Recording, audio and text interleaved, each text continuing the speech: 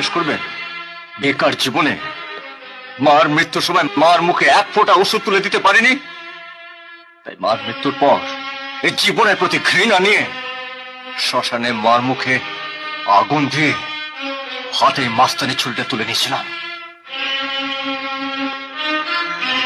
আমার এই মাস্তানি জীবনে কোনো মায়ের মতো দেবীর দর্শন পাইনি, আজ এই প্রথম দেবীর দর্শন পেলাম। আজ আপনার স্বামী আমাকে বাঁচানোর জন্য মিথ্যে বললেন, তার জন্য আপনি আমাকে শাসন করলেন, আবার জীবনের ফুল পথটা দেখিয়ে দিলেন। অমানুষ রাজার মধ্যে জাগিয়ে তুললেন মানুষ রাজাকে। দেবী দর্শন করতে গেলে প্রণামী দিতে হয়, তাই সেই প্রণামী হিসেবে আমার মাস্তানি জীবনের এই ছড়িখানা আমি আমার মায়ের